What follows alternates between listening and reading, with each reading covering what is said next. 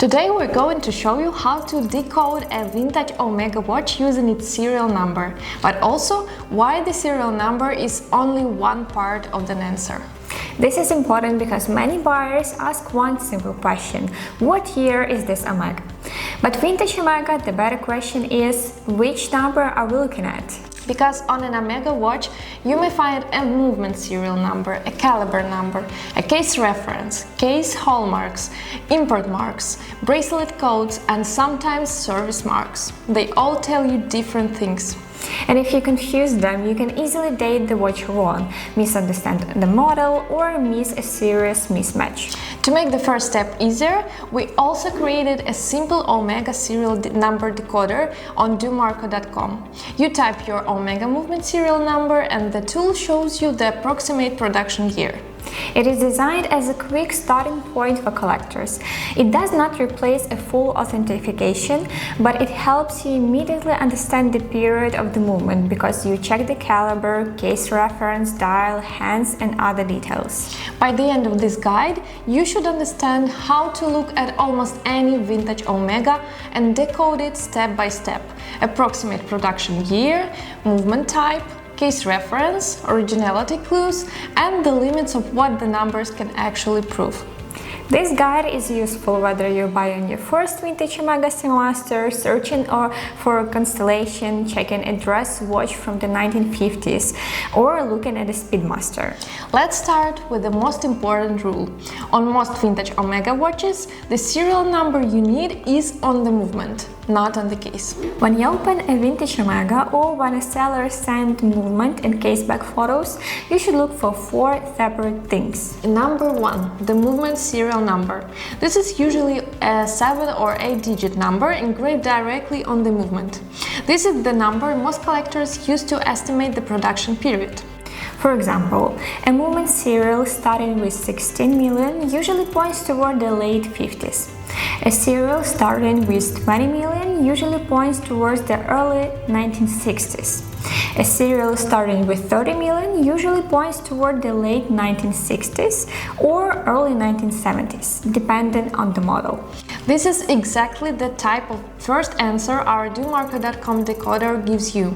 You enter the serial number and it helps you quickly place the movement into the right approximate period. But remember, this is not the same as the retail sale date. It is not even always the exact assembly date. It is usually an approximate movement production period. Number 2. The caliber number. This is not the serial number. The caliber tells you what movement is inside the watch. For example, Omega caliber 267, 285, 321, 552, 565, 861, and so on. The caliber helps you understand whether the movement makes sense for the case reference. A 1950s manual wind dress watch might have a 30mm family caliber. A 1960s Seamaster automatic may have a 552 or 565. A vintage Speedmaster may have a 321 or 861. Number 3. The case reference. This is usually stamped inside the case back. It may look like CK 2990, 165.024, 166.010, 145.012, 168.005, or something similar. This reference tells you the model family, case type, and sometimes whether the watch was originally manual, automatic, date, no date, chronometer, stainless steel, gold, or gold cap. Number 4. The case and import details. These include hallmarks, gold marks, case maker marks, import codes on US market movements, local case signatures, and sometimes bracelet date codes. These details matter because not every single Omega was cased in the same way. Some watches for the US, UK, France, Brazil, and other markets use local cases or special import variation. A correct watch may look strange if you only compare it to Swiss market example. So before you even use a serial chart, write down these 4 things: movement serial, caliber, case reference, and case or hallmark information. And one practical note: do not open a vintage watch yourself unless you know what you're doing.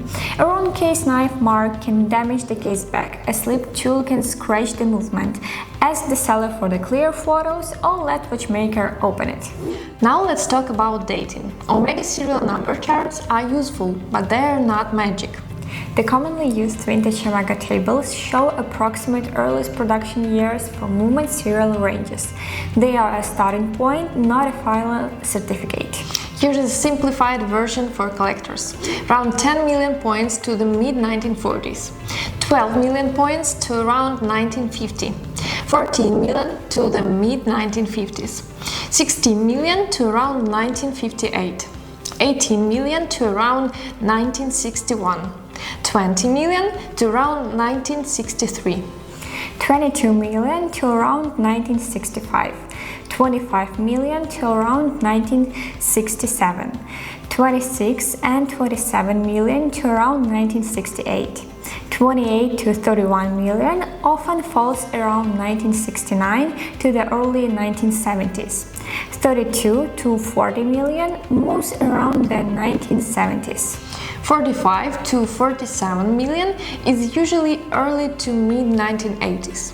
53 million and above moves into the 1990s. But listen carefully. This does not mean every 25 million Omega is exactly from 1967 or every 16 million watch is exactly from 1958. Omega did not use serial numbers in a perfectly strict one watch after another order. Serial blocks could be assigned to movement production, different calibers, different production runs, and different model families. Movements could be produced, stored, assembled later, shipped later, and sold even later. So when someone says this Omega from 1963 because the serial says 1963, the more accurate wording is the movement serial suggests an approximate production period around 1963. That difference matters, especially when buying expensive vintage watches. And also, Speedmasters are a special case. Many Speedmasters, especially vintage moonwatch references, need Speedmaster specific serial research. A generic Omega chart may not be accurate enough. For example, a Speedmaster with movement serial 25,006,242 can look like a 1967 watch if you only check a basic chart. But archive research showed that this movement was delivered to Omega in February 1968, the watch was assembled in February 1968, and it was shipped to Finland later that year. That example shows why serious collectors never stop at one serial table. Another important point: very early Omega watches, especially below roughly 9.5 million serial range, can be more complicated. In some early cases, the case number may be more important than the movement number for the archival identification. So the rule is simple. Use the serial number to estimate the period, then confirm the watch with caliber, case reference, model research, and comparable examples. After dating the movement, the next question is not what year is it.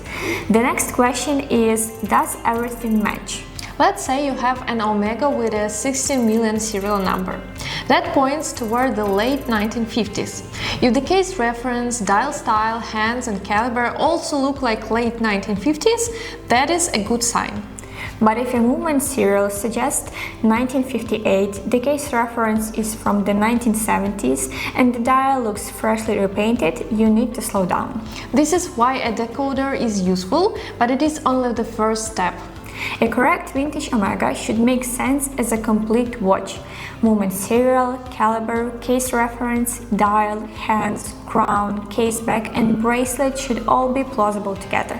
Let's use some examples. A Ranchero reference 2990-1 from the late 1950s may have a manual wind caliber like 267 and the movement serial in the 16 million range. that is consistent. A Railmaster reference 2914 from the early 1960s may have a manual caliber like 286 and a serial around the 20 million range. That also makes sense. A Speedmaster reference 145.012 should have caliber 321, not caliber 861. A Speedmaster reference 145.022 should have caliber 861. That caliber difference is fundamental.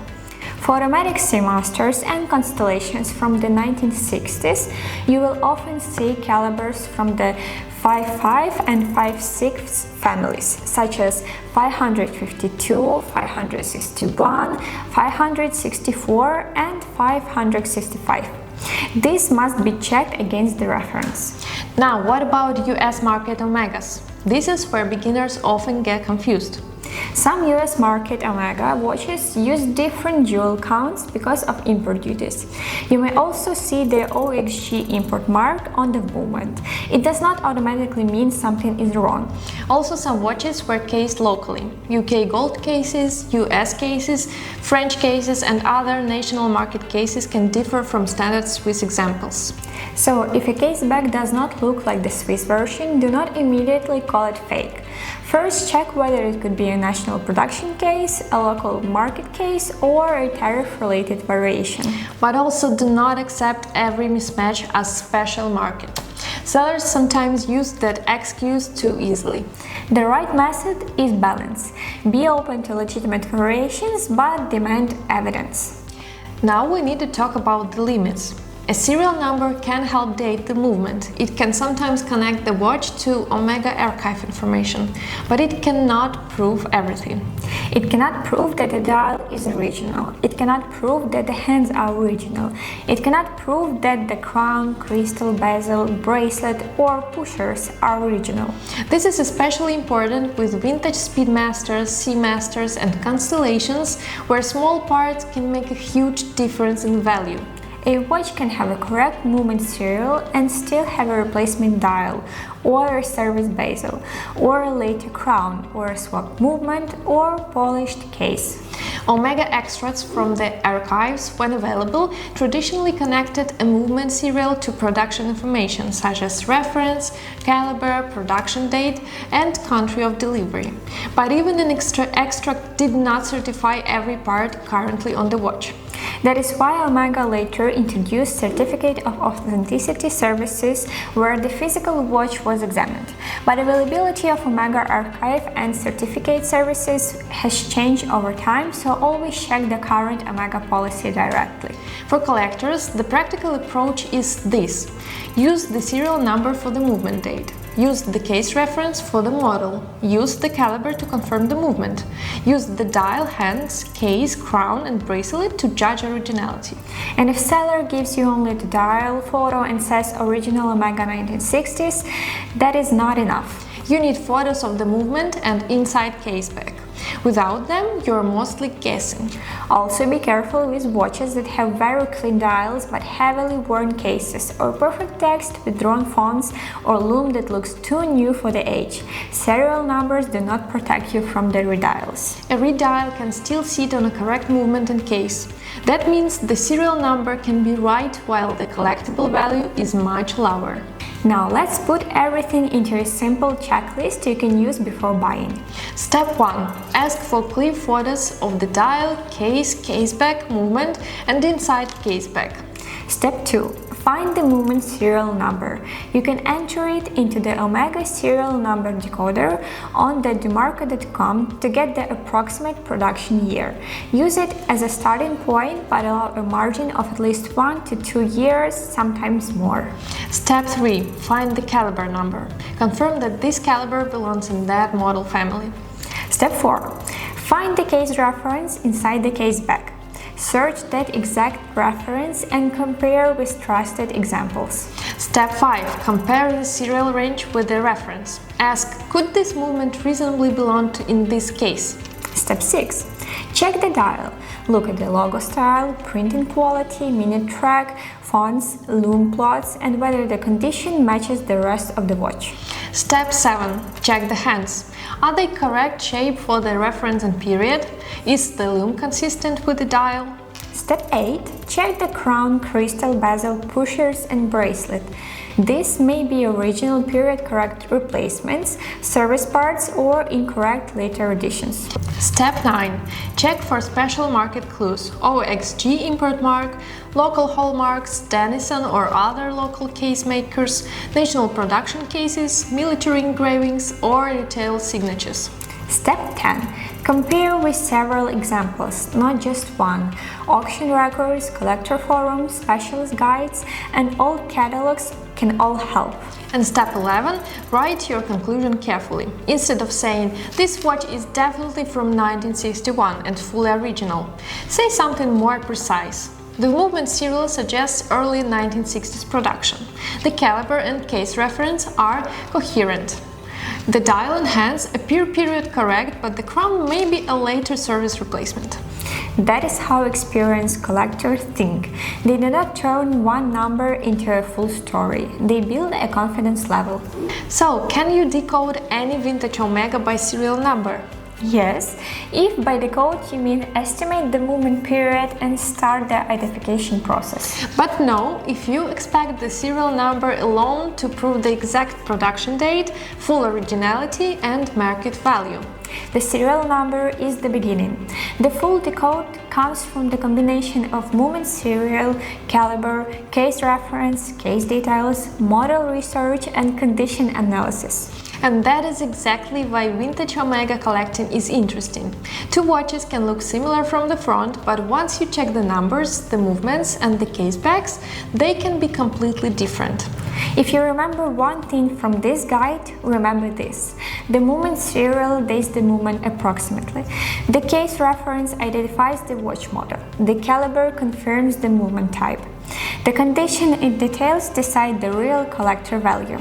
That is the correct way to decode a vintage Omega.